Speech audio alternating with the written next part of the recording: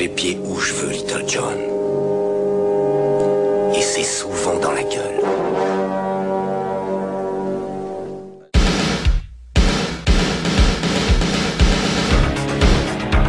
Je connais le kung-fu. Prouve-le-moi. 4e 4.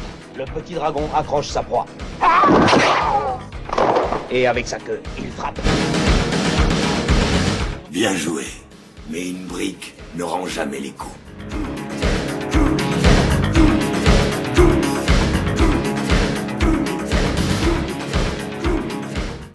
Bonjour à toutes et à tous et bienvenue dans le 32e épisode de Hacking dans ton podcast, le podcast qui met les pieds où il veut et c'est souvent dans les oreilles. Et comme à l'accoutumée, mon cher Seb m'accompagnera tout au long de cet épisode.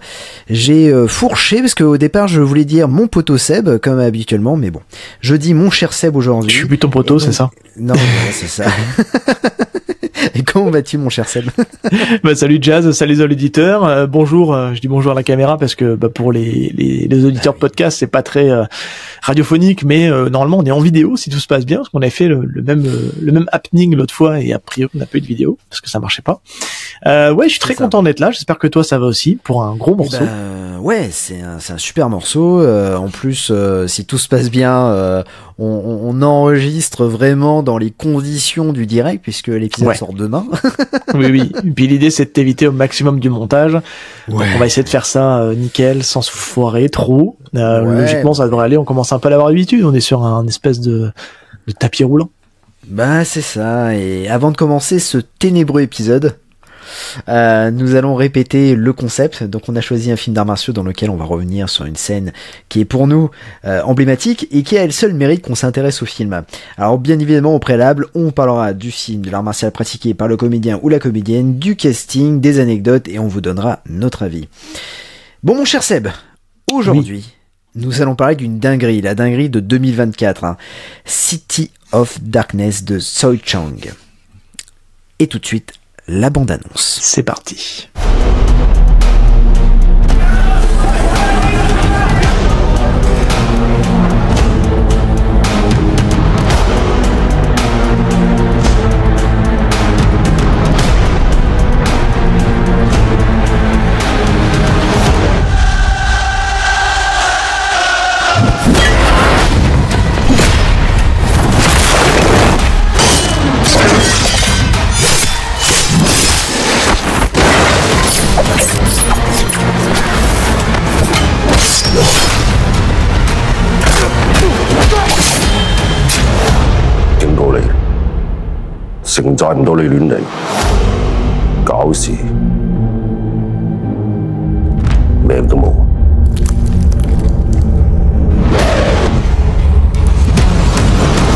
Alors, City of Darkness, aka Twilight of the Warriors, Walled In. Quel accent. Bah écoute, je m'entraîne, je me dis hiking dans ton podcast, maintenant je vais devoir parler anglais, donc je commence à m'entraîner. Et bientôt mandarin, peut-être. Bientôt, et qui sait. Donc c'est un film de Tsui Chang, réalisateur de Limbo, qui est sorti en 2024 dans les salles obscures. Long métrage est une adaptation de la bande dessinée City of Darkness, lui-même adapté du best-seller éponyme de Yui. Alors, le long métrage a eu un immense succès à sa sortie, réalisant un record à Hong Kong en rassemblant 1,59 million de spectateurs, et la même année il devient le film le plus rentable à Hong Kong avec 105 millions de dollars hongkongais au box-office. Mon cher Seb, peux-tu nous parler de ce film, s'il te plaît? Avant de parler de ce film-là, il faut se dire que c'est un film avec énormément de producteurs. C'est un des trucs qui m'a vachement interloqué quand t'as le générique du début qui se lance. Ça n'arrête pas, en fait. Tu te dis, mais c'est bon, on a compris qu'il y avait des producteurs sur le film, mais je sais pas, il y en a peut-être 5, 6, 7. Enfin, c'est impressionnant. C'est facile, le film dure 2h06 pendant 6 minutes. Vous avez les producteurs qui s'accumulent, qui s'enchaînent, et c'est impressionnant. Ouais, je suis d'accord avec toi, Ouais, c'est assez fou. Enfin bref, c'était juste pour faire la petite fun fact. Donc j'ai la lourde tâche d'expliquer ce qui se passe, quoi. C'est ça? Oui, et encore, j'ai envie de te dire, la lourde tâche, oui, parce que en soi le film n'est pas si compliqué que ça, mais il faut éviter de spoiler.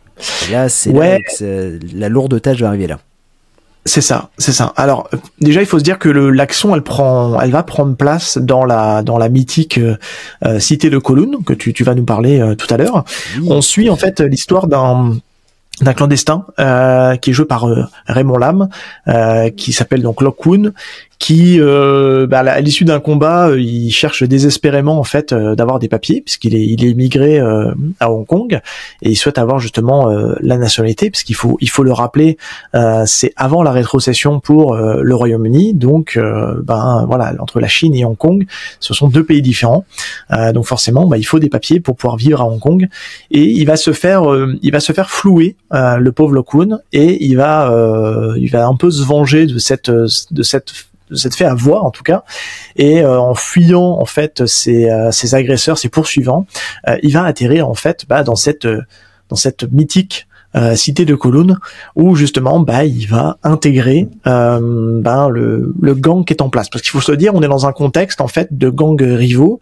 Il y a un énorme passif en fait où il y a eu des guerres entre gangs rivaux qui s'est soldé justement sur un grand moment que je vais pas dévoiler ici parce que l'idée c'est quand même de découvrir le film, et là on arrive dans cet état où justement il y a le gang qui détient Kowloon, un gang à l'extérieur et pas mal de gens qui gravitent autour de tout ça. Voilà, c'est un petit peu complexe, on va pas trop rentrer dans le détail, mais l'idée c'est que ce mec-là va venir mettre un petit peu la zizanie dans cet équilibre qui paraissait en tout cas plutôt bon, mais c'est peut-être un équilibre qui est peut-être fragile.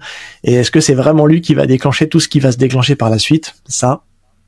Ça sera à vous d'en le juger. Mais je pense que voilà, j'ai fait à peu près le tour. Ça sera un prétexte en tout cas pour avoir pas mal de scènes d'action, de baston, dignes des plus grands films HK qu'on a pu découvrir à l'époque, puisque c'est avant tout un film hommage au cinéma HK et qui essaie justement de marier, on va dire, j'ai fait une petite blague hors antenne en disant que c'est entre modernité et tradition, entre tradition et modernité. Voilà, c'est un peu comme on pourrait résumer ce City of Darkness. Mais tu as totalement raison. Et même on va aller plus loin puisque en fait on va parler un peu de la genèse de ce projet-là qui est totalement fou. En fait, City of Darkness, ça devait sortir dans les années 2000 avec une co-réalisation de malade. Alors franchement, et un casting de malade, tu peux le dire aussi. Et un casting de malade. Ouais. J'aurais payé pour voir ça. Johnny To, John Woo, avec un casting hallucinant. Attention, Chow Yun-fat, Andy Lau, Tony Leung, Louis Ko, que l'on retrouvera dans cette nouvelle version. Oui, t'es déjà dans la première version. Ouais. Anthony Wong, qui joue dans la plupart des prods HK, et Anita Wen. On rajoute en plus des rumeurs qui indiquent la présence de Nicolas Cage. Ah ouais. Complètement folle cette rumeur. De James McAvoy. Ça, c'est encore plus fou. Je me dis, mais James McAvoy, quoi. Surtout dans ces années-là. C'est ça. Alors, c'était des caméos, mais bon. Et puis en fait, le projet a été abandonné. Et en même temps, je me dis, c'est pas plus mal. Pourquoi ? John Woo dans les années 2000, c'est plus le John Woo des périodes HK. Bon, il y avait Mission Impossible, mais Paycheck, c'est pas ça. Johnny To, pareil, c'est pas du grand cinéma dans les années 2000. On a Chow Yun-fat aussi qui est rentré dans sa carrière américaine. Ouais. Et quelle carrière américaine. Quelle carrière américaine. Dragon Ball Evolution, on t'embrasse. Bulletproof Monk aussi, dans son genre est pas mal. Mais en soi, le film est abandonné. Donc il est repris un peu plus tard, en 2013, par Media Asia et la compagnie de production de Donnie Yen. Parce que Donnie Yen veut jouer dans cette adaptation-là. Le film rentre en production, il y a un scénario qui est écrit, et puis plus rien. C'est un peu au départ, on se dit, c'est un peu le film maudit. Ah ouais, sur le papier en tout cas, ça en a tout le schéma en tout cas, hein, ça c'est clair. C'est ça. Et puis, en 2021, on a une news qui pop, Media Asia annonce fièrement la production du film avec au casting Sammo Hung, Louis Ko, Raymond Lan et Kenny Wong. Et à noter que le film est produit par Monsieur Wilson Yip, qui est simplement le papa de Ip Man. Voilà. Entre avec autres. Donnie Yen, entre autres. Ouais. Donc après, le tournage, il a duré un peu plus de 5 mois, mais a dû faire face à une technicité incroyable dans la construction des décors. Ah ouais. L'apprentissage des arts martiaux pour la plupart du casting, qui ne savait pas se battre, et puis l'apprentissage de la chorégraphie des combats, qui a été assez lourde pour les comédiens. Est-ce que tu as des choses à ajouter avant, parce que là ça va être un peu une formule un peu particulière et un peu différente, mon cher Seb, hein, parce que habituellement là quand je finis cette introduction là, je te dis quel est l'art martial pratiqué par le comédien ou le comédienne. Là on va pas passer sur ça. Voilà, tu as préparé quelque chose pour nos auditeurs, mais oui. Avant ça, est-ce que tu as des choses à ajouter ? Ce qu'on peut dire déjà, c'est que on a eu cette chance-là d'avoir des sorties, malgré qu'elles soient limitées. On a quand même eu la chance d'avoir quelques sorties en France, dans quelques cinémas de France, pour voir ce City of Darkness. Moi, malheureusement, j'ai pas pu le voir. Toi, je sais que t'as pu le voir. Ouais. Et j'ai dû attendre la sortie DVD pour le voir dans de très bonnes conditions. Donc je me suis mis dans mon salon, rétroprojecteur, etc. Le bon système audio qui va bien pour pouvoir redécouvrir le film dans de bonnes conditions. Et on doit se le dire, on a eu le droit à un joli combo Blu-ray DVD. Alors il y a pas mal de gens qui réclamaient un 4K qu'on n'a pas eu. Alors est-ce que il y avait cette possibilité-là ou pas, ça je sais pas. Mais en tout cas, le Blu-ray de bonne facture, qui est blindé de bonus, qui nous a quand même permis de pas mal préparer l'émission et de justement pouvoir vous donner pas mal d'infos et de pouvoir justement être assez documenté, parce que c'est vrai que il faut se le dire, sur ce film-là, malgré quelques acteurs, on va dire, comme je pense à Sammo Hung qui est connu, Louis Koo. On connaissait pas grand monde. Il y a Philippe Ng qu'on avait pu voir jouer Bruce Lee dans le film La Naissance du Dragon, qu'on a eu pendant un temps, je sais pas s'il y est toujours, mais en tout cas sur Amazon Prime. C'est vrai que pour nous en fait c'était compliqué de dire ok, ce comédien-là, je l'ai vu là. On a encore une cinéphilie asiatique, j'ai envie de dire, un peu limitée. On a vu pas mal de choses. On a pu voir les refs dans ce film-là, en tout cas, parce qu'on a quand même consommé du cinéma HK. Oui, ouais. Mais c'est vrai que globalement, c'est des acteurs qui c'est pas forcément les plus connus dans ce domaine-là. Et juste à ajouter, moi j'étais hyper content de le voir et je l'avais pas reconnu au départ parce qu'il est quand même pas mal grimé. C'est un personnage qui est plus ou moins important dans l'histoire. C'est Iron Coke. Et là il y en a un qui va être très content, c'est Kiko s'il nous écoute, puisque on avait parlé de Storm Riders et c'est le héros de Storm Riders, voilà, qui est très très très connu à il a un tout petit rôle là, il a un tout petit rôle dans le film. On dira pas ce qu'il fait, parce que alors clairement ça sera peut-être un épisode plus court que d'habitude, parce qu'on va essayer au maximum de pas spoiler. Le spoil, on va dire peut-être le plus évident, ça sera peut-être qu'on va choisir la scène. On va être obligé de dévoiler un peu ce qui se passe. Donc là, je vous invite vraiment à couper et à aller découvrir ce film en ayant le peu d'infos possible. Mais on vous préviendra de toute façon. Mais en tout cas, on va essayer de faire un avis vraiment sans spoil. Ce sera peut-être un peu plus court que d'habitude parce que vraiment, c'est un film qui, on se l'est dit avec Jazz, qui on va pas déflorer la vie, mais je veux dire, on n'aura pas grand chose de négatif à dire dessus parce que ça a été une énorme claque. Le premier visionnage a été une claque, le deuxième, moi j'ai encore plus apprécié le film, ce que je te disais en off, j'avais presque envie de le relancer une troisième fois, dans la foulée. Et ça me fait assez rarement ça. Parce que je trouve que c'est un film qui donne une telle ambiance, on va y revenir, je vais pas m'emballer tout de suite là-dessus, mais il y a une telle ambiance dans ce film qui, je sais pas, qu'il y a un côté assez réconfortant malgré des fois la brutalité et le côté très violent de certaines scènes. C'est un vrai kiff, mais on y reviendra. Mais en tout cas, pour dire que voilà, pour passer 2 minutes peut-être sur l'édition Blu-ray, elle est globalement assez super. On a noté 2-3 petits bémols, on va le dire tout de suite. C'est la présence il y a pas de chapitrage en fait. Alors, vous pouvez passer les chapitres des films, mais par contre vous n'avez pas la possibilité de choisir les scènes, et ça je trouve que c'est un peu dommage de pouvoir aller directement sur la scène choisie. Il faut que vous les passiez manuellement en fait, avec votre télécommande ou votre manette de console si vous regardez les Blu-ray sur votre console. Et sur les bonus, il n'y a pas cette possibilité, alors c'est tout bête, c'est des points de détail, mais de pouvoir lancer les bonus quand vous êtes par exemple sur la partie making of, qui est en 5 ou 6 parties si je dis pas de bêtises. Il n'y a pas la possibilité en fait de lancer en intégralité tout le making of et que les parties s'enchaînent les unes après les autres. Ça coupe, ça revient, il faut relancer manuellement. c'est des petits points de détail, je trouve, dans l'interface utilisateur, je trouve qu'elle est un peu loupée. Voilà. Après, ça n'enlève en rien la qualité du Blu-ray, la qualité du master. On en parlera aussi, mais la qualité de la VF, parce que moi je l'ai regardé à la fois en VO et en VF, parce que j'avais besoin de voir aussi ce que ça valait en VF, et la VF est très cool. Donc on y reviendra, mais il y a eu un super boulot de fait là-dessus.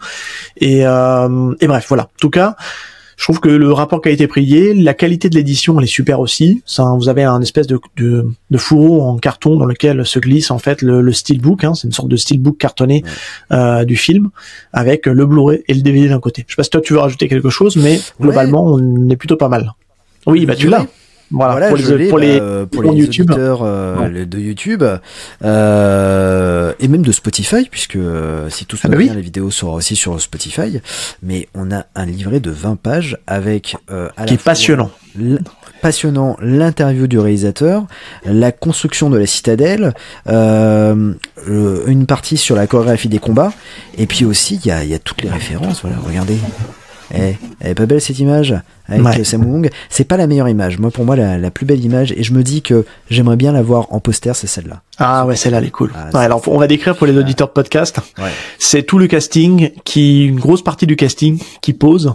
On se doute bien que c'est une photo de tournage, et ça montre la bonne ambiance qu'il y a pu avoir sur ce plateau. Et globalement, c'est ce que j'ai ressenti en regardant les bonus, c'est qu'on sent qu'il y avait une putain de bonne ambiance. Pardon pour les oreilles chastes. Mais tu sens que les mecs se sont amusés à faire ça, quoi. Et il y a un espèce d'investissement là-dedans, c'est que on se rend compte qu'en fait que ça j'y reviendrai sur la partie martiale, mais que les cascadeurs, c'est les comédiens en fait.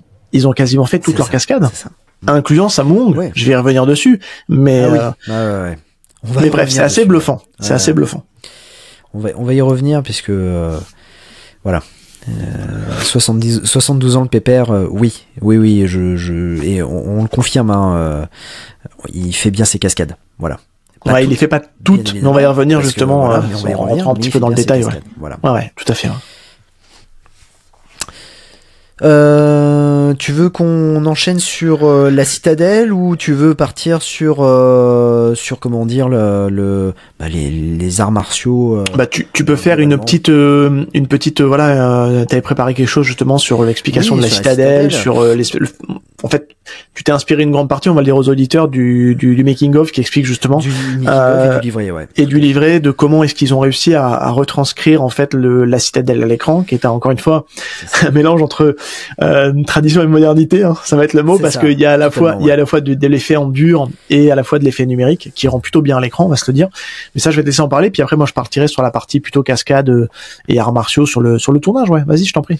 Ouais, carrément. En fait, alors pourquoi on va parler de la citadelle? Parce que c'est le personnage principal de ce film. C'est un personnage à part entière, c'est un personnage à part entière. Donc longtemps considéré comme un mythe autant qu'une réalité, en fait, la citadelle de Kowloon à Hong Kong reste une source d'inspiration inépuisable pour le cinéma, en particulier les films d'arts martiaux. Donc c'est une citadelle qui a été démolie en 1993. Cette enclave anarchique était bien plus qu'un amas de béton insalubre. Elle symbolisait un monde parallèle, hors de tout contrôle gouvernemental, où le crime, la survie et une étrange forme de communauté coexistaient. Ce qu'on peut dire, c'est que la citadelle dénommée Kowloon sort de sa création, en fait, fut établie pendant la dynastie Song, pendant laquelle elle servit de poste d'observation de la région contre les pirates et de centre de gestion de la production de sel. La citadelle de Kowloon était une forteresse militaire chinoise reconstruite au milieu du 19e siècle. Après la prise de contrôle de Hong Kong par les Britanniques, elle devint une zone floue juridiquement. À partir des années 50, elle s'éleva littéralement dans les airs, une ville verticale qui possédait une densité exceptionnelle de sa population. Rappelons que en 1987, pas moins de 1,9 million d'habitants par kilomètre carré. C'est énorme. C'est totalement fou. Et avec ses immeubles imbriqués, ses ruelles sombres et ses échappées de lumière artificielle, était un lieu où les triades prospéraient, mais aussi un lieu de vie pour des familles et des artisans. La citadelle Kowloon aussi est important dans le cinéma. Par exemple, vous l'avez déjà vu dans Bloodsport. Jean-Claude Van Damme y affronte les adversaires dans un tournoi clandestin et qui s'appelle le Comité. Et si le film ne montre pas directement Kowloon, l'atmosphère des combats illégaux et des lieux reculés y fait clairement écho. Et puis nous avons aussi Crime Story, avec Jackie Chan de Kang Kwang. Donc c'est, on voit la citadelle dans l'incroyable scène finale du film qui se déroule d'ailleurs notamment dans cette citadelle. Ensuite, au-delà du cinéma, en fait, Kowloon a marqué l'imaginaire mondial. Dans Ghost in the Shell, par exemple, l'architecture démesurée et labyrinthique de la citadelle inspire les décors futuristes de la ville principale.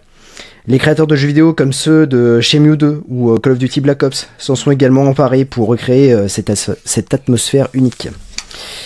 Et enfin, si la citadelle est fascinante à l'écran, elle pose aussi des questions sur la glorification des lieux marqués par la pauvreté et le crime.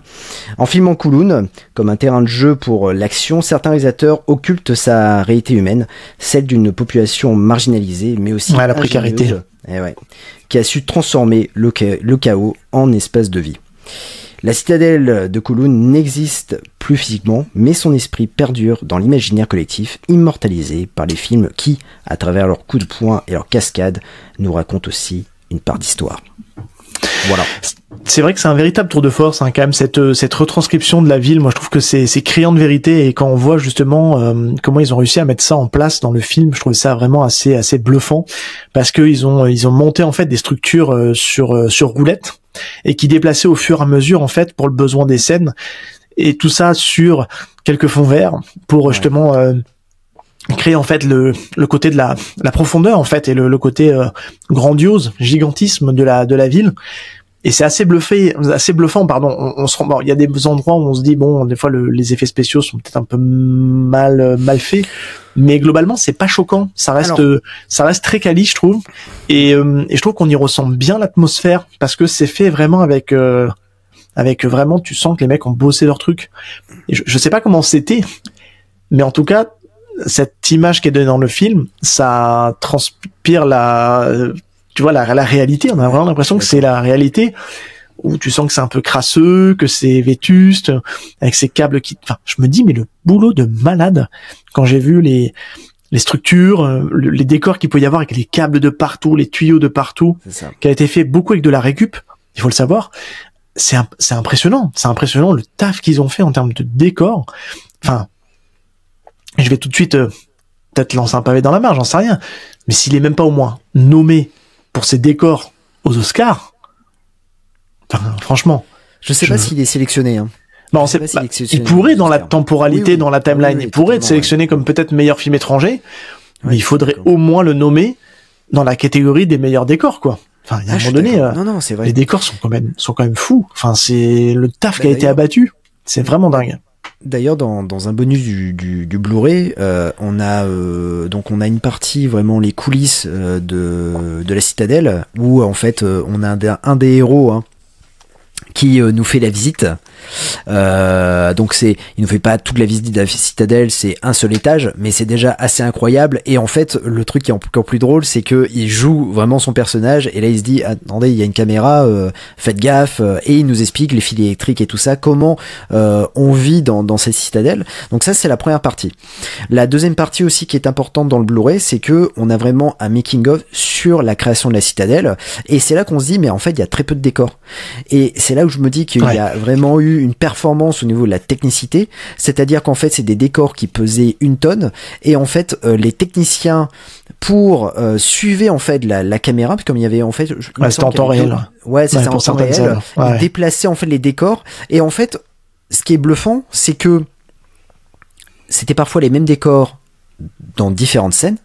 Mais le truc, c'est que on n'y voit que du feu. Enfin, personnellement, pour l'avoir vu une seconde fois, j'y vois encore du feu. Je me dis, en fait, c'est carrément, ils ont recréé la citadelle.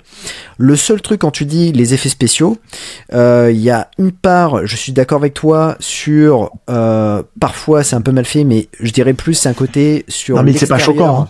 C'est pas choquant, c'est juste parfois l'extérieur où tu vois que oui, c'est un effet spécial qui a été utilisé, oui, c'est un fond vert, mais à l'intérieur, waouh.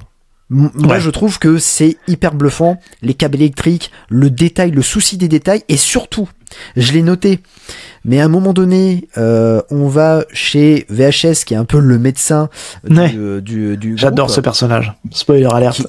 Qui est incroyable. Donc, alors, spoiler alert aussi, c'est un collectionneur de films porno japonais. japonais. Mais pour les amateurs de high kick, il a un poster. Oui. Et alors là, c'est le souci du détail. Tu le repères le poster, tu fais ah ouais, en fait ils sont allés vraiment très loin. Il y a un poster de Œil pour Œil avec Chuck Norris et David Carradine. Et je trouve ça vraiment incroyable d'avoir mis cette référence là discrètement. Et c'est là en fait où tu te dis qu'il y a quand même un souci du détail dans ce film là, parce que vraiment ils ont respecté les années 80. Voilà.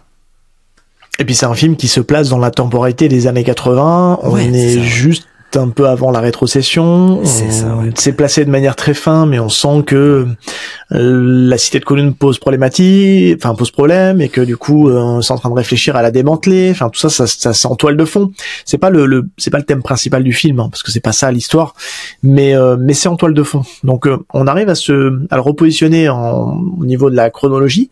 Et ce qui est hyper intéressant aussi, c'est que je trouve qu'on arrive aussi à se repérer au niveau géographique. Au niveau de la géographie, des lieux, parce qu'on n'est pas paumé. Tu vois, je trouve que c'est hyper malin comment ça a été fait. Il y a quelques lieux atypiques, comme le salon de coiffure, comme le temple qui rend hommage en fait aux disparus, là où il y a eu ce fameux combat à l'épée entre deux personnages importants du film. Et je trouve que on arrive vraiment à se repérer là-dedans, et je trouve que c'est ultra bien fait, je trouve. Enfin, c'est immersif, c'est le mot que je cherchais. C'est ça. Et franchement, c'est un super taf, parce que c'est un personnage à part entière du film, et ils y ont mis les moyens. Ils ont fait ce qu'il fallait pour que derrière on sente vraiment cette présence de la cité de Kowloon. Et je trouve que c'est vraiment fou, parce que c'est pas juste là pour ça en fait. Ça va servir de prétexte à des scènes d'action, de cascade, de vie, de tout plein de choses. Et c'est ça qui fait que je trouve que ce film est vraiment génial, parce que on va le voir une première fois, on va voir quelque chose. Ouais. La deuxième fois, on va rentrer un peu dans le détail, et dans la troisième fois, je trouve qu'on va aller chercher les petits points de détail qui vont fourmiller dans les décors, dans les trucs comme ça. Et c'est ça qui fait que le film est hyper addictif. On a envie de le voir, de le revoir et de le revoir. Et juste pour le côté environnement en fait, parce qu'on se dit purée, mais ils ont été chercher loin. Tu vois, le côté de l'affiche, je l'avais pas fait gaffe moi. Ouais. Je l'avais pas vu, et ben ça va me donner envie de le revoir pour me dire juste parce que j'ai vu l'affiche, c'est bon. Et non, franchement c'est vraiment incroyable tout le boulot qu'ils ont abattu. Et puis on va pas, l'idée c'est pas de vous refaire tous les bonus, mais c'est une petite synthèse de ce qu'on a compris, de ce qu'on a vu, mais puis surtout de vous donner notre ressenti par rapport à ça. Mais on peut vous inviter à acheter ce DVD qui est cool. D'ailleurs, au moment où on enregistre, il y a toujours le concours qui est en cours, donc n'hésitez pas à les retweeter sur Twitter pour tenter de gagner un exemplaire. Grâce à Metropolitan, on a 2 exemplaires à faire gagner. Ouais, c'est ça. Et on vous invite à aller regarder tout ce qui a fait que ce film est aujourd'hui possible. Et moi, je mettrais une petite mention spéciale pour conclure là-dessus. Je trouve que le passage à Cannes, le petit reportage de 11 minutes sur Cannes, c'est mon bonus préféré, parce que les acteurs ont l'air tellement sympas.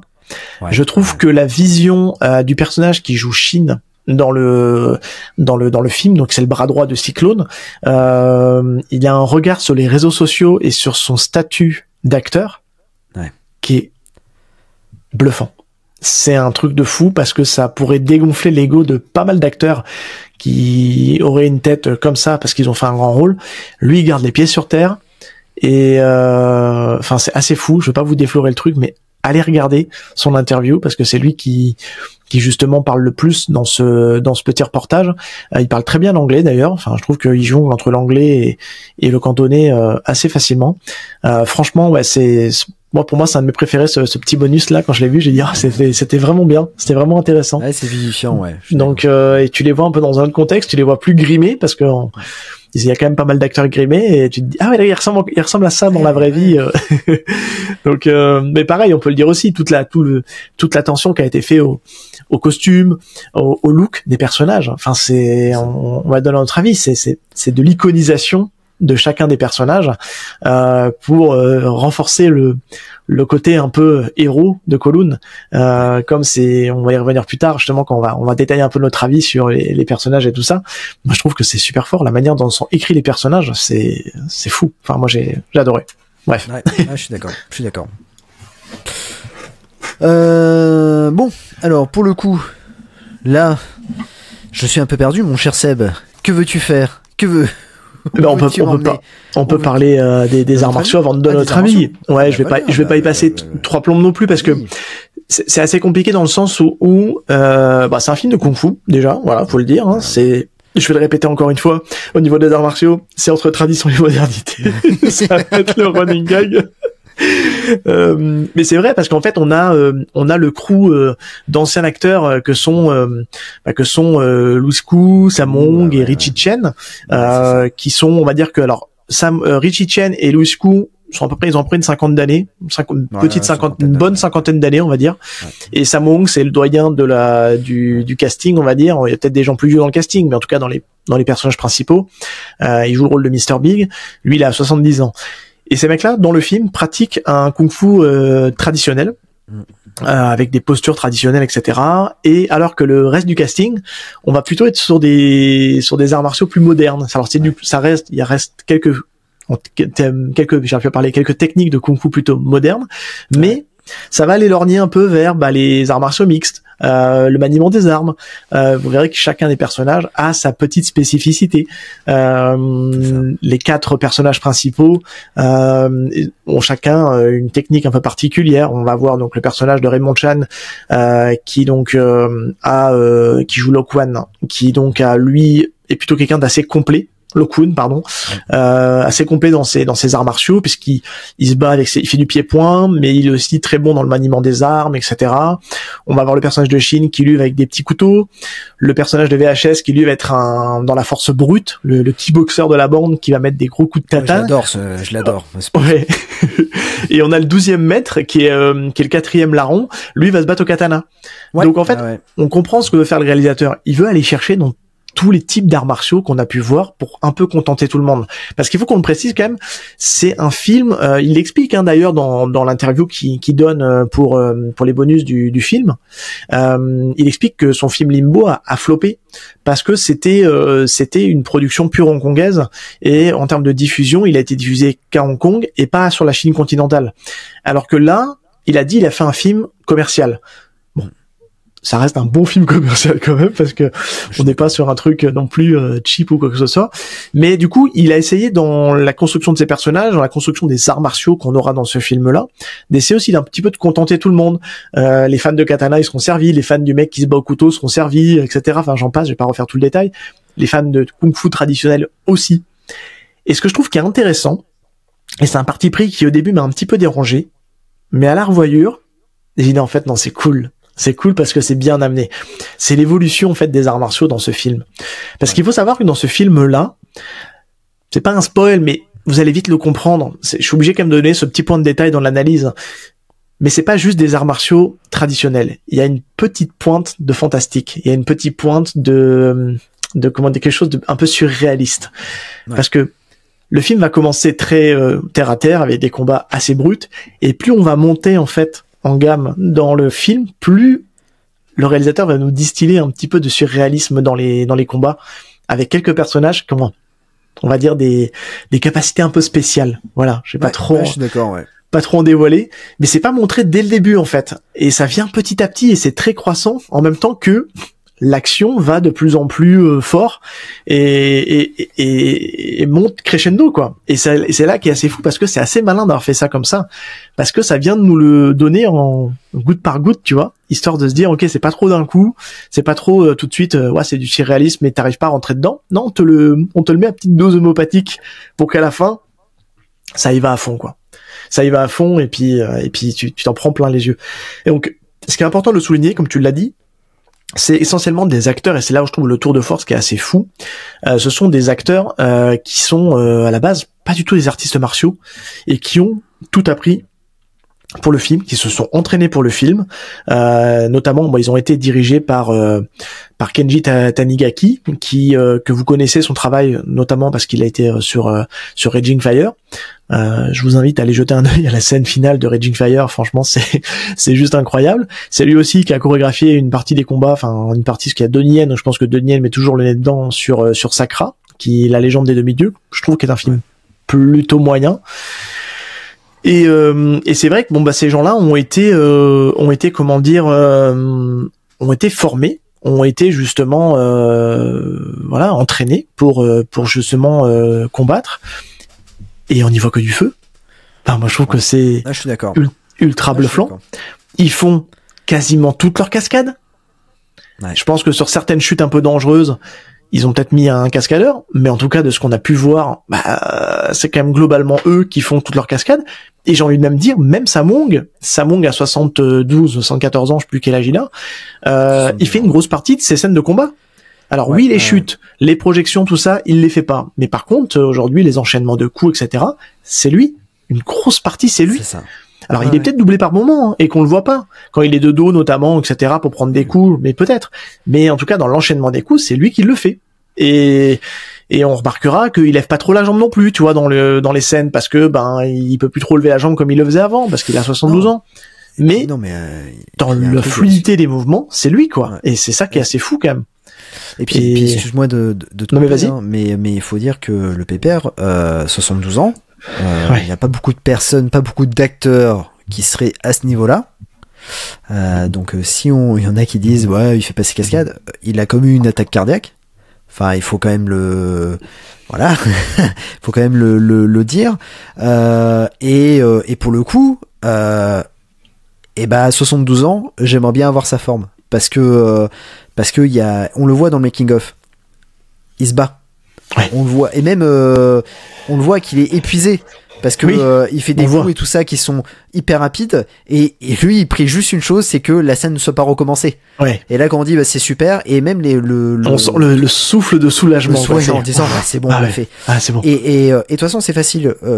En fait dans le film, quand il se fait doubler, c'est hyper facile. Donc oui, quand il se fait projeter, c'est normal. Et même un acteur jeune maintenant se fait doubler pour ce genre de scène. Bien sûr. Parce que c'est hyper dangereux. Mais c'est juste qu'en fait il couvre un moment donné. Mais ça il y a beaucoup d'acteurs qui le font. Il couvre son visage, comme ça on voit pas que c'est pas lui qui se bat.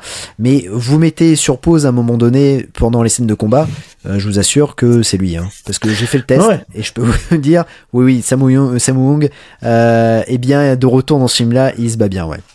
Mais c'est assez fou, parce que c'est des gens qui s'investissent physiquement pour leur rôle, et c'est ça que je trouve que ça donne une authenticité en fait martiale à ce film, aux scènes d'action. Enfin, il y a le personnage de Shin qui est caractérisé pour se battre avec des couteaux, et qui est le mec qui conduit à moto, qui a pris 2 cours de moto avant de faire le film. Et on voit, il est pas à l'aise dessus, il se casse la gueule 2-3 fois et tout ça. Et on y voit que du feu pendant le film. Et c'est ça qui est intéressant, parce que quand je dis que c'est, encore une fois, je reviens avec la blague entre tradition et modernité, ça recourt aussi au câble, mais pas tout le temps. C'est plein de petites techniques ingénieuses du cinéma de cette époque-là, qui rend le film hyper authentique, hyper cool, et puis le rendu à l'écran est vraiment super. Et je trouve que les mecs se sont tellement investis, tellement travaillé pour ça, que à l'écran, franchement, c'est une récompense en fait d'avoir ce film en face de nous, et de se dire ok, franchement, chapeau les gars, quoi. Enfin, chapeau les gars, c'est du bon boulot, quoi. Et même il y a des fonds verts que j'aurais jamais suspecté. Par exemple, derrière la moto, de voir 2 gars habillés en vert mais oui, balader, non, mais moi j'ai été choqué. Après c'est un plan rapproché, donc tu le vois pas trop, mais c'est un plan rapproché, tout à fait. Je me suis dit, mais c'est incroyable. Non, la scène est archi cool. La scène est archi cool. Enfin voilà, mais de toute façon on va y revenir dans la vie. On peut y passer, si tu veux, la vie. Oui, on va passer à la vie. Je vais te laisser commencer du coup, si tu veux. Écoute, moi ce film-là, j'ai découvert grâce à Mad Movies, qui en faisait toute une éloge. Je voyais il y avait Samung dedans, je me suis dit oula, faut que j'aille voir ce film, ça va être une dinguerie. Et donc j'y suis allé. Il y avait pas beaucoup de monde dans la salle. Malheureusement. C'est ça. Je suis allé dans un petit ciné à Lille, et j'ai pris une claque, mais monumentale. C'était incroyable. Les scènes d'action, je me retrouvais un peu, et en plus on était un peu dans cette hype de cinéma hongkongais, tous les deux, parce qu'on commençait à accumuler certains films, à les regarder, et c'est vrai que quand j'ai vu City of Darkness, je me suis dit oh punaise, c'est ce que je suis en train de regarder. C'est un véritable hommage. C'est peut-être naïf ce que je dis, ou bébête, mais c'est vrai que c'est exactement ce que j'ai ressenti. Je me suis dit ah ouais d'accord, en fait là c'est un joli clin d'œil. Ce que j'ai découvert là dernièrement avec un film, je le retrouve là actuellement. On a des références de malade. des références au cinéma de Johnny To, par exemple Heroic Trio. Voilà, je l'ai vu, mais non. Ouais. Et c'est vrai qu'il y a des clins d'œil. Tu te dis, oh purée, c'est énorme. Puis en plus, en plus, tu assistes quand même au retour de Samung, qui est incroyable dans ce film-là. C'est un bon ouais. Ah oui, non mais c'est sûr, c'est clair. Il est pas très sympa dans le film, on va se le dire. Non, et en plus il joue super bien ce personnage-là. Ouais. Et il y a un truc aussi, c'est que moi j'ai adoré parce que c'est des personnages. Alors c'est des personnages à la fois de jeux vidéo. Ah bah oui, mais notamment 100%. VHS, tu vois, VHS, il a vraiment la tronche, mais aussi des personnages de manga. Tu vois, en fait, tu sens que c'est inspiré d'un manga. Ils sont tous très iconisés. Au niveau du style, ils sont surstylisés parce que il faut qu'ils soient identifiables. Et dans un manga, forcément, tu t'en rajoutes toujours des caisses dans le style des personnages, quoi, forcément. Tu vois, VHS, ça aurait pu très bien être un personnage de Hokuto no Ken. Tu vois, c'est vraiment avec son mais j'adore ce personnage. Ah non, mais il est incroyable. Il a une voix aussi bien, alors surtout en VO, mais aussi bien en VF. Il parle très peu et il pue le charisme, quoi. Oui, mais c'est ça. Mais en fait, je sais pas si t'as remarqué, mais chaque les quatre puent le charisme. Enfin, ils puent tous le charisme. Ils puent tous la classe, quoi. À leur façon. Oui. À leur façon, tu vois. C'est ça qui est assez incroyable parce que dans les quatre de la nouvelle génération, ils ont tous une particularité. Ils ont tous quelque chose où tu te dis, ah ouais. Par exemple, tu vois, Shin, pour moi, c'est un peu le bad boys, quoi. Quand il est avec sa moto, tu te dis, ah, purée, il est quand même, bah, tu vois, il pue la classe, quoi. Les premières scènes quand tu le vois, tu te dis, ah ouais, quand même, le mec, il pue la classe. À la limite, le 12e sabre, je suis le 12e mètre, pardon, je suis, au départ, un peu sceptique. Quand je le vois, je me dis, ouais, il est un peu en recul. Oui, mais après,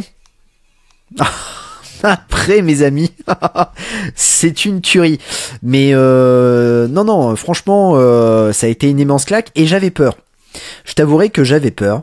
Déjà, j'avais peur d'avoir ton avis parce que je me suis dit, ah mince, peut-être qu'il va pas aimer, peut-être qu'on va pas pouvoir traiter ce film-là, tu vois, parce que non, mais tu vois.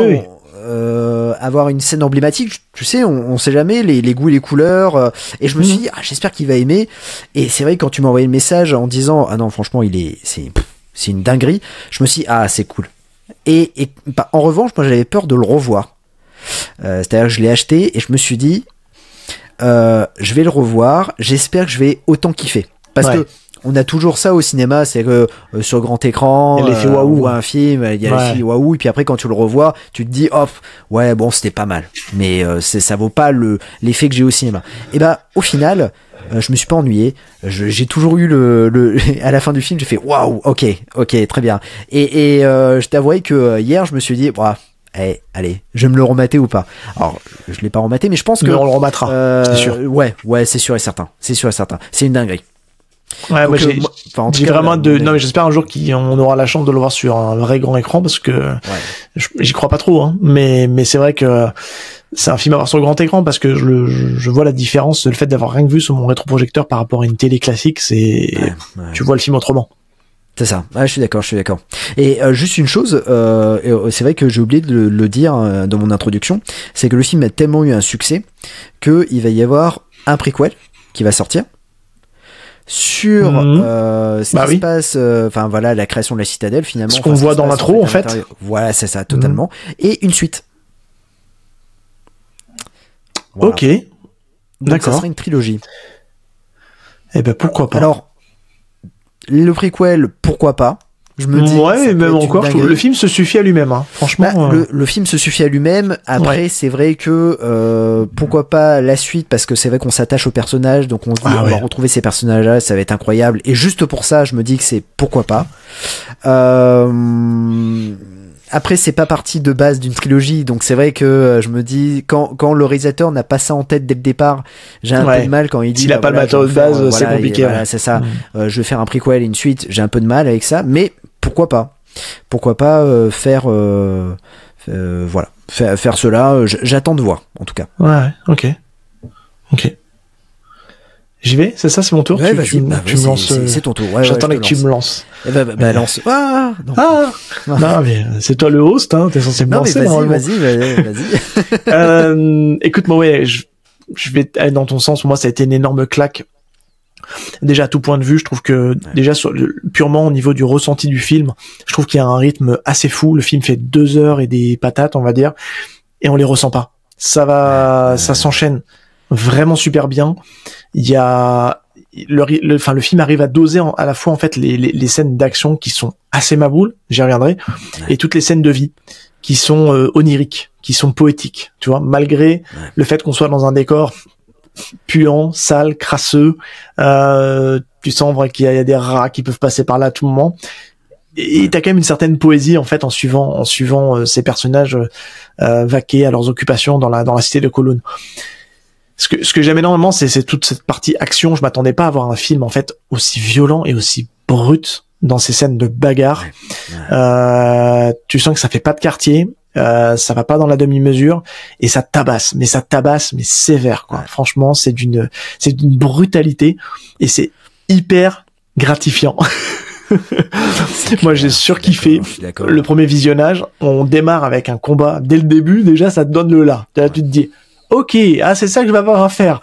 Et puis ça y va. Et ça a été très compliqué d'ailleurs de choisir une scène. Alors, on a fait la facilité, hein. On va vous le dire assez rapidement, mais on aurait pu parler de toutes les scènes, à analyser, à essayer de comprendre, etc. Parce que elles sont toutes assez folles et elles ont tout un soin à porter en fait dans la réalisation. Et le gros point fort de ce film-là, c'est sa réalisation, quoi. Il y a pas à dire. Le mec, il sait tenir une caméra, quoi. Il s'est coupé où il faut. C'est des combats qui sont assez cutés, mais c'est des bons cuts qui vont bien. Ce qui fait que ça rend le tout très digeste. Et limite, tu sens pas les cuts, quoi. Tu vois, je vais un peu forcer le truc. Tu les vois, les cuts, hein. C'est pas ce que je veux dire, mais c'est tellement fait avec finesse. C'est pas coupé à la truelle comme dans les films de Jalal Merhi, où tu te dis, mon Dieu, il a encore fait une cut là où il fallait pas. Cette attaque facile. Allez, c'était gratuit. Jalal, elle est pour toi, celle-là. Et c'est vrai que ce film-là, au niveau de la réal, est assez folle. La photo, elle est sublime. Et il y a une espèce de rythmique dans les combats que je trouve vraiment assez folle. Ça se bat bien, ça fait du team up, c'est-à-dire que ça se file des coups de main, c'est assez ingénieux en fait dans la manière de se battre, ça vient amener un petit vent de fraîcheur. Et c'est vrai que un peu comme toi au début, j'avais un petit peu peur quand ça a été name droppé ce truc-là, parce que c'est à la même période en fait, on a les copains du Ragging Fire Club, parce qu'apparemment on veut dire ragging et pas raging. J'ai entendu dans leur dernier podcast qu'il faut dire ragging. Ils ont fait la promo, je pense à Jonathan Asia, Max Pera, Paul Gossem, ils ont fait la promo de 2 films. Ils ont fait la promo du film australien que j'aime beaucoup, hein, que je t'arrête pas de te tanner pour que tu regardes. Ouais, je vais le regarder. Et je vais regarder. City of Darkness, à cette période de l'été là, justement où ce film est sorti. Et franchement, quand je l'ai vu, ça a été une grosse claque. Et on a rongé notre frein parce que on l'a vu un peu comme tout le monde d'une manière un peu pas forcément très légale, mais après on s'est rattrapé puisqu'on a acheté le Blu-ray, etc. Et puis on en fait la promo, voilà. Enfin, je veux dire, à un moment donné, on a aussi payé notre part donc là-dessus. Et là, comme je te disais, comme tu disais surtout, pardon, le deuxième visionnage est juste affolant parce que tu vois les petits points de détail. Moi en plus je l'ai revu en VF et la VF elle est vraiment cool. La VF est cool, c'est vraiment bien doublé, franchement. Tu sens qu'il y a vraiment une espèce de, il y a un soin qui a été apporté à ce doublage. Et ce que j'aime bien, moi, c'est l'alchimie entre tous les personnages. Enfin, franchement, il peut y avoir des personnages qui sont assez caricaturaux. Tu vois, je pense notamment au personnage de King, qui en fait des tétracaisses. Il a un côté très Joker, tu sais, tout le temps en train de rigoler, là. Il a un rire assez insupportable. Mais par contre, je trouve que tout marche bien en fait. Les antagonistes, les héros entre eux. Enfin, tu te sens bien. T'as un petit cocon en fait qui te met dans une atmosphère de film qui est hyper cool. Et c'est un film qui fait vraiment du bien à voir, même si c'est ultra violent. C'est assez ambivalent ce que je dis, mais c'est vrai que c'est un chouette film franchement, et je peux que vous le recommander. Et encore une fois, je veux pas rentrer trop dans le détail de l'analyse en analysant les scènes, en vous disant ce qui se passe à tel endroit, la force de telle scène à tel moment, etc. Parce que j'ai pas envie de vous spoiler, parce que c'est un film qui est riche en rebondissements. Tu te dis ça va aller d'un point A à d'un point B, mais il va y avoir des détours au milieu, il va y avoir le réalisateur dans l'écriture va te surprendre. Encore une fois, j'ai pas lu le manga, donc je peux pas vous dire si c'est fidèle ou pas au manga. Peu importe, c'est pas le sujet. Là, on analyse le film. Et bah franchement, c'est hyper cool jusqu'à son dénouement final qui est orgasmique. Ouais. Et franchement, c'était un énorme plaisir à voir. Moi, j'ai vraiment pris mon pied et j'ai très hâte de le revoir une troisième fois. Franchement, bon, et ça m'a surtout donné un truc, c'est que j'ai envie de découvrir un peu plus la filmographie du réalisateur, parce qu'en fait j'ai découvert que le seul film que j'avais vu de lui, c'est Coq de combat, l'adaptation du manga. D'accord, okay. Que j'aime beaucoup, okay. Que j'ai en DVD d'ailleurs, Coq de combat, et que j'avais bien aimé à l'époque. Je sais pas si le fait de le revoir ça va résister l'épreuve du temps, mais à l'époque j'ai trouvé que c'était une adaptation plutôt correcte d'un manga que j'aime beaucoup, qui avait été un peu adouci, parce que le manga a une introduction un peu hard quand même, et puis il est de manière assez noir comme film, mais en tout cas celui-là était un film plutôt correct et assez bien filmé dans ma mémoire assez lointaine, mais en tout cas ouais, j'ai envie de découvrir Limbo, j'ai envie de découvrir Mad Fate, parce que il paraît que c'est une comédie, mais je trouve que les petits instants de comédie qu'il y a dans le film, parce qu'il y a quand même un peu de comédie dans le film, ça marche super bien quoi. Ouais, c'est super. Ouais, donc j'ai envie de le voir sur un long métrage quoi. C'est franchement c'est un quasi sans faute quoi. Je suis en train de chercher, il a forcément des petits défauts, tu vois. Mais c'est vraiment un plaisir fou à mater City of Darkness, et on vous le recommande à 200% quoi. Allez-y quoi. Enfin réfléchissez même pas. On essaie même pas de vous le survendre, mais si vous êtes amateur de films d'action bien troussés, des bonnes chorégraphies de combat, un scénario, le scénario il est pas non plus pas le scénario le plus développé du monde, mais c'est pas ce qu'on demande non plus. Ouais, mais bon, franchement, foncez. Si vous êtes fan de notre cinéma, si vous êtes là, c'est qu'en général vous êtes plutôt fan de notre cinéma. Je pense qu'habituellement on est quand même plutôt d'assez bons conseils. J'espère, en tout cas, faut nous le dire, si on vous conseille très mal. Mais non, foncez aller voir City of Darkness, c'est franchement incroyable. Eh ben super, écoute, j'ai beaucoup aimé cet avis, c'est vraiment cool. Est-ce que tu as des choses à ajouter? Ou est-ce que non, on peut passer au dessert. Voilà. Eh ben écoutez, passons à la scène que l'on a choisie. Je t'ai laissé le faire, je savais que t'allais le faire. Ouais, non mais ouais. Alors c'est une scène en 3 parties que l'on va décrire. Ça a été compliqué, on vous cache pas, de choisir une scène. On avait plusieurs scènes en tête. Et puis on s'est dit, il y a quand même une scène qui est hyper complète, parce qu'elle dure super longtemps. Et 20-30 minutes, facile. Ouais, c'est ça, ouais. Et c'est la scène finale. Mais la vraie scène finale entre le méchant et nos héros. Et je la trouve vraiment incroyable, cette scène-là. Tout d'abord, la première partie. Alors, on prévient nos auditeurs, si vous voulez vraiment pas être spoilé, on va être obligé d'entrer dans le détail de la scène. Donc, vous coupez. Voilà, à ce moment-là, vous faites une pause. Vous êtes à un peu moins d'1 heure du podcast, là. Vous achetez une pause. Voilà, vous achetez le Blu-ray, vous regardez le film et vous venez écouter notre analyse de la scène. Parce que on vous a pas dévoilé dans la vie ce qui s'est passé dans le film. On va éviter de le faire aussi trop dans la vie de la scène cryptée. On va pas vous dire le pourquoi du comment. Il faudra regarder le film pour savoir pourquoi on en est là à l'instant T. Mais voilà, on aurait pu choisir la dernière partie du combat, mais ça nous paraissait, pour moi, c'est un seul tout. C'est ce que je disais à Jazz en off. C'est 3 parties qui font un seul gros bloc, parce que ça n'arrête jamais, en fait. C'est déjà l'introduction pour moi, c'est un peu une référence à Scarface pour moi, honnêtement, dans le fait que comment dire, le méchant Wango fait face au fait c'est King, pardon, face comment dire la citadelle, en fait une sorte de chapiteau avec de la lumière, enfin voilà, c'est vraiment de la folie. Et lui il a son trône, le chapiteau, le clown, Joker, voilà. On n'est pas loin, mais voilà, il est complètement fou. Et c'est un sociopathe, faut le dire. C'est ça, ouais, carrément. Il est taré. Et les habitants en fait ont terriblement peur de lui, en même temps sont énervés, mais ils ne peuvent rien faire parce qu'il a plein de sbires autour de lui, et lui il est sur son trône et il fait ce qu'il veut. Et on peut le dire, rajoute tout de suite, parce qu'on va tout de suite enlever cet élément, c'est un gros spoil du film, mais ce personnage-là a un super pouvoir. Oui. Voilà, il faut le dire, il a une habilité ultra cheatée, c'est-à-dire que il a une sorte d'armure qui avec son chakra, avec son chi, il arrive à en fait faire une armure, ce qui fait qu'aucune lame peut le transpercer, aucune lame peut le couper. Et à côté de ça, il a des frappes transperçantes puisque il a des vraies lames au bout des doigts, donc il fait très très mal. Voilà, c'est un mec, il faut s'y mettre à plusieurs pour le tabasser en fait quoi. Et pour le coup, à un moment donné, il y a un gamin qui le regarde parce que il mange un charbon et donc il ne ressent rien.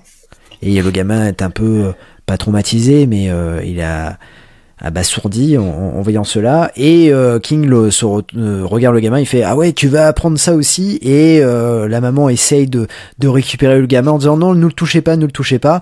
Et les sbires disent si, tu vas apprendre ça, tu vas voir, ça fait pas mal. Donc en gros ils vont tuer le gamin quoi. Ouais, parce qu'ils veulent en fait ils veulent lui mettre en fait, on sent qu'il y a un des sbires qui est en train de s'entraîner à l'espèce de pouvoir de King, à essayer de se couper la peau, à se mettre des lames sur le corps pour pas sa tranche, et ils ont tiens, on va le faire sur toi. Oui, voilà, ouais. Oh, c'est cadeau, allez. Ça risque quand même de mal se passer. Oui. Et là, il va être sauvé. Et déjà, cette scène-là, je me dis, quelle entrée en matière. Il va être sauvé par notre héros, le Kwon, qui alors qu'est-ce qu'il il balance une arme en fait, hein, c'est ça sur il va avec des sortes de pioches. Il va avec des sortes de petits piolets ou des pioches, je sais pas trop ce que c'est. Et il y va tout seul à la base parce qu'à la base il va tout seul. Il se fait cavalier seul là pour le coup, et il fait une entrée en matière. Cette scène d'intro là. Elle est juste iconique quoi. Il arrive tel un warrior dans la scène, et c'est tout ce qu'on aime dans ce cinéma là, c'est le 1 contre plusieurs, tu vois, et là ça y va quoi, c'est débauche visuelle, ça part dans tous les sens, c'est juste incroyable quoi. Les scènes de baston sont top. C'est ça. Et quand je te dis Scarface, c'est que quand King prend les mitraillettes, il tire sur tout, et en fait on dirait Tony Montana à la fin de Scarface, quand il tire. Ça c'est la fin de la première partie. C'est la fin de la première partie. Ouais. Ce qu'il faut juste préciser, c'est qu'en fait, ce qui va rendre le côté très euphorisant et en mode wow, où on va être limite, on est prêt à se lever de notre siège pour dire ça, c'est qu'en fait, il va être rejoint par ses 3 camarades. Ouais, c'est ça. Le personnage de VHS qui va assumer en fait sa personnalité, parce qu'il faut le savoir, pendant tout le film, VHS a un masque sur le visage, ce qui rend aussi son côté un peu très classe, très mystérieux, et il va dévoiler son visage balafré parce qu'il a été justement blessé au visage. Et on a une putain d'entrée, excusez-moi, de Chine. La meilleure entrée au monde. Meilleure entrée qui arrive avec sa moto et qui tombe en plein milieu, qui écrase des mecs au passage. Et cette scène-là, elle est orgasmique, quoi. T'es là, tu te dis, oh, t'es là dans l'écran en train de crier, en train de dire, mais wow, c'est ma boule. Au cinéma, j'étais fou. Quand j'ai vu cette entrée-là, je me suis dit, oh, putain, t'imagines une salle pleine, les gens qui sont là, et t'as le public qui réagit, c'est typiquement le gène où le public doit réagir, parce que c'est viscéral, quoi. T'es là, parce que tu t'y attends pas, en plus. Tu t'y attends pas. C'est là, incroyable. Franchement, le mec, il débarque avec sa moto, tu te dis, oh, putain, le beau gosse, quoi. Mais en fait, ce qui est bien, c'est que là, en fait, ils sont vraiment caractérisés en héros. C'est des super-héros qui sont venus là pour délivrer la citadelle. Donc, et chacun a sa particularité. Je vous le dis, donc on a Lokun qui est ce combat, plutôt le combat complet, enfin le combattant complet, hein, qui se bat aussi bien avec des armes qu'avec ses poings. On a VHS qui lui arrive en mode kickboxer, force brute, qui écrase ses adversaires, qui leur met des gros coups de tatane. On a le 12e maître qui vient avec son sabre et qui est spécialiste du katana et qui fait des coups de sabre à tout va. C'est juste, tu te dis, oh, c'est trop bien. Et on a Shin qui arrive à moto, qui se bat avec ses petits couteaux, mais qui en dézingue pas mal avec sa petite motocross, quoi. C'est ça. Et ils arrivent à venir à bout de quasiment tous les sbires de King, ce qui va les conduire à cette deuxième partie, parce qu'à un moment donné ils vont fuir, c'est là où tu disais justement avec les armes, ils vont fuir King qui leur tire dessus avec ses il a gros 2 mitraillettes dans chaque main et il tire à tout va, donc ça part un peu dans le sens, il rigole en même temps, ce qui renforce le côté très taré du mec. Et là il va y avoir je vais te laisser reprendre, mais il va y avoir une double scène, quoi. Ça va être une scène de course-poursuite dans Kowloon où on a d'un côté nos 3 personnages qui vont chacun de leur côté échapper aux sbires et continuer à mettre des coups de tatane, et Lokun qui va tenter d'échapper à justement à King, qui va le poursuivre en lui tirant dessus, quoi. Mais ce qui est assez impressionnant, c'est que pour revenir un peu à cette scène-là, dans le making of, on voit comment elle a été tournée, et en fait elle est tournée parce que Lokun va en fait escalader les étages. C'est du parcours là, hein. C'est du parcours directement. Tu sens, ouais. C'est ça. Et en fait, le truc, c'est que c'est banlieue 13, quoi. Je suis sur l'inspiration. Ou The Office, je sais pas. Non, c'est The Office, t'as raison. Il fallait qu'on mette un peu de ref, un peu mainstream pour que les gens raccrochent les wagons. Parcours. Yeah. Mais on aurait pu citer aussi Yamakasi, hein, voilà. On aurait pu, on a fait toutes les refs. Voilà, c'est bon. On a tout dit. Ou les fils du vent. Voilà, c'est parti. Oh. Et en fait, ce qui se passe, c'est que dans le making of, en gros, ils sont à terre, quoi, les mecs. Ils sont sur le sol et oui, il y a pas cet effet de hauteur. Voilà, c'est ça. Tout à fait, ouais. Et oui. On voit dans le making of que comment ils l'ont recréé en image de synthèse. Et là, tu te dis, ah ouais, c'est quand même assez impressionnant parce qu'on n'y voit que du feu. Ah oui. Et non, c'est vraiment bien foutu. Ah ouais, on a ce King qui avec sa mitraillette il tire sur Lo-kun, l'autre il essaye d'éviter les balles, il va de fenêtre en fenêtre, voilà, c'est vraiment assez ouf. Et puis même à un moment donné il va transpercer la fenêtre pour se jeter sur King. Et là aussi cette scène là elle est incroyable parce que pareil on y voit que du feu. Il y a un tapis derrière en fait, il y a un matelas derrière. Il y a un matelas et il y a le cut qui arrive au bon moment. Et on les retrouve suspendus. Donc en fait, on se sent c'est vraiment bien foutu parce que c'est assez fou parce ils ont même retravaillé numériquement la géographie de certaines scènes. À un moment donné, on voit qu'ils tournent en rond de la cité, il y a une espèce de boucle qui est faite et ils ont rajouté en fait un espèce de pylône numériquement au milieu, on le voit pas en fait, comme là l'image elle est assombrie, on voit moins le côté effets spéciaux. Et ils passent derrière en fait, enfin il arrive à recréer une géographie en fait de Kowloon en mode parcours comme on dit où ils grimpent de partout, ça c'est juste fou quoi parce que c'est vraiment ingénieux la manière dont c'est fait et cette scène elle n'arrête pas quoi. Elle n'arrête pas quoi. Ouais, je suis d'accord. Donc voilà, on a à la fois nos trois héros donc qui sont arrivés, qui vont se battre contre les sbires et c'est des combats de fous furieux parce que c'est des sauts périlleux, ça met des gros coups de latte, ouais. Non mais c'est une violence de dingue. Mais moi j'adore VHS. Ouais non mais carrément, mais c'est ça qui est fou avec ce personnage là, c'est que c'est vraiment la force brute et moi je l'adore aussi parce que c'est vrai que le mec il en a plus rien à faire. Et puis on a ce jeu de chat à la souris entre King et Lo-kun et là pareil on est à la fois en tension parce qu'on se dit à tout moment le moindre moment où il peut se déconcentrer il est foutu parce que l'autre c'est un vrai psychopathe. Oui. Non, mais c'est un truc de fou. C'est ce qui est vachement bien, c'est que tu sens que tout est étudié, en fait, et cette scène de course-poursuite, en fait, elle va finir par se terminer sur le toit d'un bâtiment. Sur le toit, ouais. Et, on a c'est la troisième partie du combat où on a Lo-kun qui va commencer à se fighter, mais on sent que l'adversaire est vraiment hors de portée, quoi. Il est vraiment cheaté. Les coups lui font pas d'impact. Il est pas spécialement plus rapide. Il est juste doué martialement. Alors, le mec, l'acteur qui joue King, il est hyper bon martialement. Il se bat super bien. Et on sent que c'est compliqué. Et ils sont obligés de s'y mettre à 4, en fait, pour arriver à bout du mec. Moi, j'aime bien le moment où ils arrivent, en fait, à l'enfermer dans les cordes et à le faire en haut, en bas, l'espèce de voilà. Je trouve que c'est génial la manière dont ça a été mis en scène. Et ce que je trouve vachement bien, c'est que y a un moment donné, on sent que ça va être très compliqué parce qu'ils vont être vraiment dans un passage où y a vraiment rien qui va marcher. Ils vont prendre des sérieux dommages.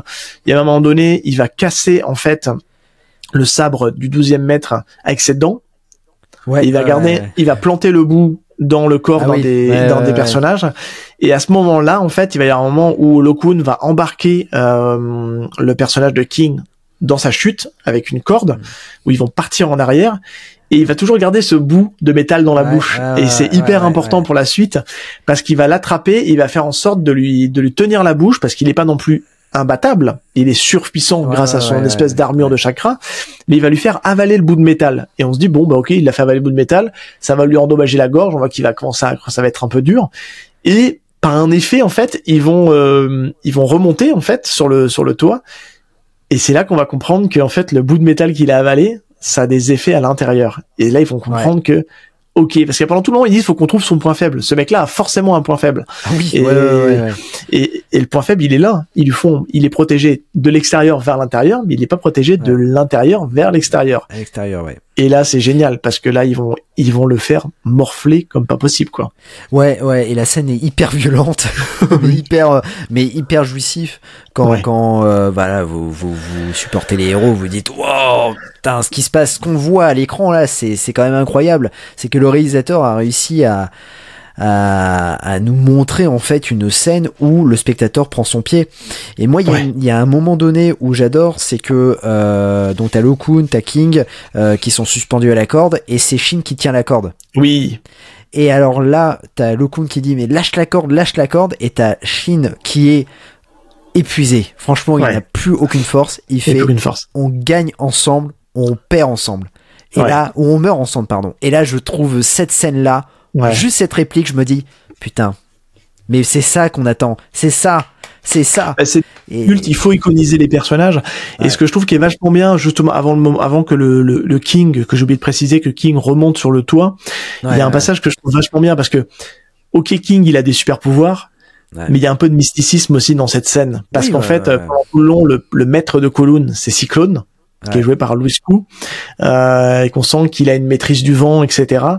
Et c'est grâce au vent en fait qu'ils vont réussir à retourner la situation parce que le personnage de King va réussir à remonter, mettre la misère aux autres malgré le bout de métal qu'il a dans le corps, et Lo Kun il est plus bas et il est pas bien quoi. Et en fait c'est grâce au vent, il va se servir d'une espèce de grand drap qui traîne et il va remonter grâce à l'ascension du vent qui est hyper violent quand il rentre dans Kowloon, et ça va le ramener sur le toit pour faire ce finish. Et ce qui est vachement bien, c'est que tous les personnages ils sont vraiment atteints, il y en a même qui sont à moitié morts, et ils arrivent tous à contribuer dans le côté on va t'achever quoi, on va achever ce mec là, et ils vont tous y amener la petite pierre à l'édifice pour défoncer King et en venir à bout quoi, grâce à, justement au contre-coup du morceau de métal qu'il a avalé, du morceau du sabre qu'il a avalé. Et ça se conclut là-dessus.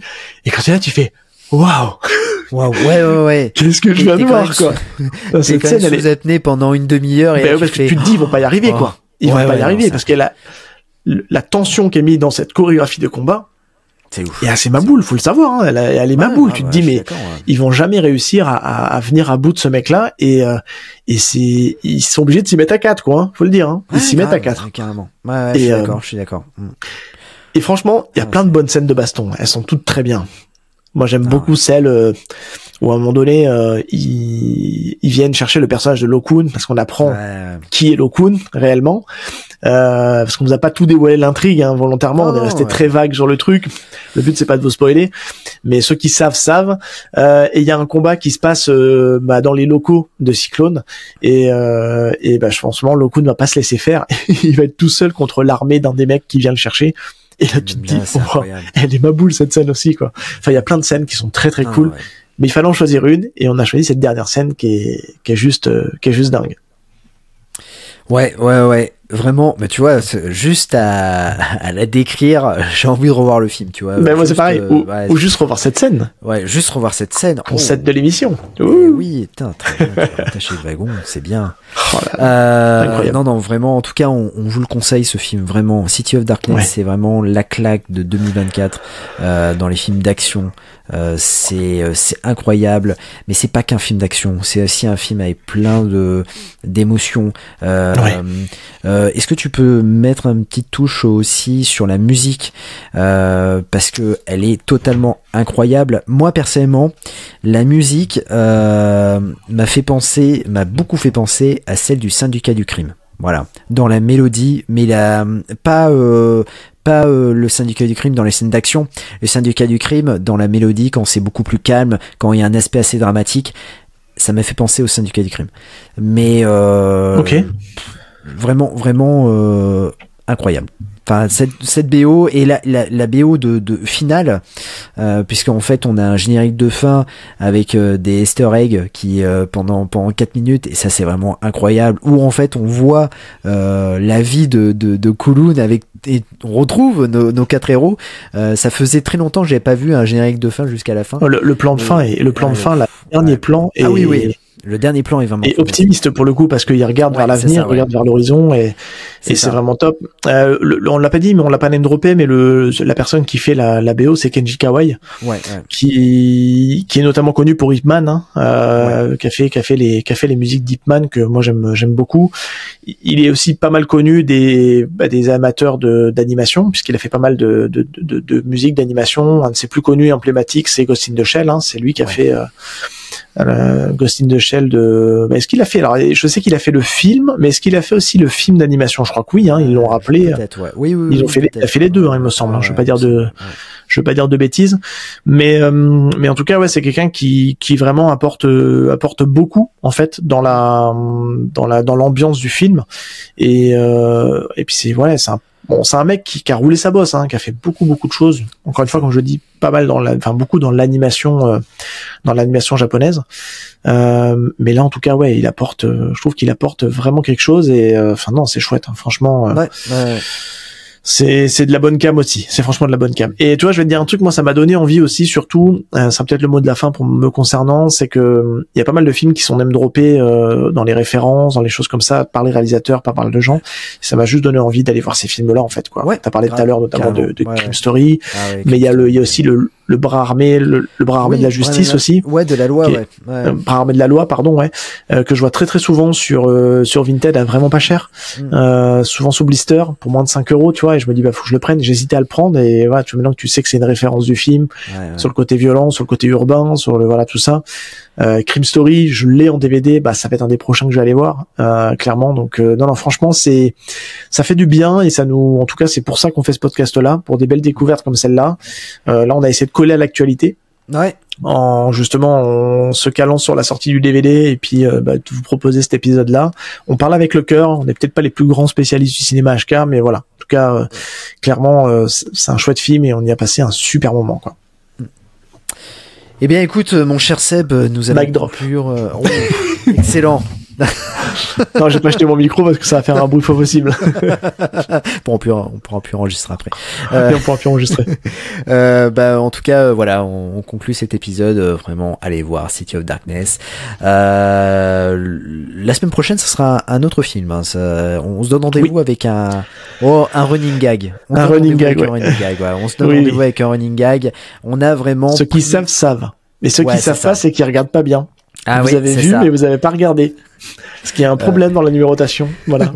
On vous en dira plus dans l'épisode en question, justement, mais regardez bien. Vous allez peut-être trouver pourquoi on fait ce film-là. Oui, tout à fait. On a eu un petit problème de numérotation, mais mais en tout cas, moi, j'avais pris plaisir à réenregistrer cet épisode-là. Oui, il est déjà dans la boîte, on peut le dire. Il est déjà dans la boîte en plus, donc c'est formidable. On se retrouve la semaine prochaine pour cet épisode. Vous allez voir. Oui. Il va vous transporter. Et n'oubliez pas de mettre 5 étoiles sur toutes vos applications de podcast afin que l'on soit référencé. Encore merci pour l'accueil que vous réservez à qui dans ton podcast. Et puis, mon cher Sam, on se dit à la semaine prochaine, du coup. Ouais, carrément. Et puis, vous inquiétez pas, à la fin de l'année, il y a de belles surprises qui vont venir. Ouais. Et on est déjà en train de travailler sur le planning de l'année 2025, qui va être énorme pour plein de choses. Parce que beaucoup de sorties de films, et là, on va coller aux sorties de DVD Blu-ray qui vont arriver. On va aller un petit peu dans des terrains un peu plus inconnus pour nous. Oui, carrément. Notamment un certain coffret de chez Spectrum qui va peut-être. Totalement. On va essayer de choisir un film de ce coffret-là pour justement en parler. Bref, non, les gars, franchement, vous avez encore de belles doses à venir, et on a encore des super invités à venir. On est en train de travailler aussi sur les invités de 2025. On a déjà une partie qui est calée. Voilà. Je vous dis, on est c'est pas les idées qui manquent, et je pense qu'on va pas tomber à court de contenu maintenant. Vous inquiétez pas, vous allez encore nous supporter un petit peu. C'est ça, totalement. Et alors, je fais une petite pub aussi. Vendredi, n'oubliez pas, il y a le Hiking dans ton cache spécial VHS avec des petites pépites. C'est incroyable. Voilà. Oui, que t'as mis très longtemps à monter. Mais t'as réussi à le faire. Enfin. Plein de catastrophes sur cet épisode-là, mais c'est bon, c'est enfin dans la boîte. Et voilà. Et on est sur un épisode d'actu, on peut le dire aussi, c'est que on a créé un nouveau concept, mais c'est toi qui as fait le premier pour le coup. C'est pour ça que je dis ça. Toi qui as fait toute la sature. Mais on va s'amuser, on va essayer d'alterner tous les deux, pour que ce soit pas que toi qui le fasses. On a créé un nouveau concept qui s'appelle Aiki dans tes séries, où on s'est dit, on a remarqué un truc, c'est que il y a des acteurs de cinéma cinéma bis, bref, peu importe, qu'on tourne dans des séries. Ouais. Plus ou moins mainstream, hein, pas tout le temps, mais on se dit tiens il est là lui. Hein, et puis bon, il y aura certainement beaucoup de Walker Texas Ranger, beaucoup de flics de Shanghai qui vont en venir, évidemment, parce que forcément ça s'y prête bien. Mais voilà, on a trouvé un petit concept qui viendra peut-être tous les 15 jours, 3 semaines. On s'est pas encore décidé sur le rythme. Il y a les fêtes qui arrivent, tout ça. Est-ce que ça vaut le coup de sortir un truc? Mais pareil, vous avez fait un bel accueil, donc ce sera du Instagram et du short YouTube, hein, essentiellement. Donc, faut aussi qu'on alimente un peu du contenu un peu spécifique à ces plateformes-là. Mais on a plein d'idées. Voilà. Et l'idée, c'est que, comme je le dis et je le répète, on reste axé sur le podcast, sur les formats comme on fait là, et puis les Aiki dans tes films pref, avec des invités pour faire des rencontres, parler avec des passionnés d'arts martiaux, et puis voilà, découvrir des films aussi au passage. Donc c'est cool. C'est ça, totalement. Bon, écoute, mon cher Seb, on se dit à plus. Jazz. Allez, à plus. Allez, ciao. Ciao tout le monde.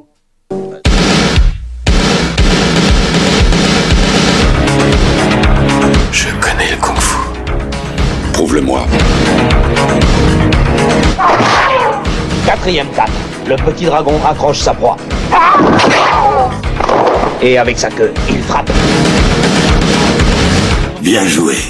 Mais une brique ne rend jamais les coups.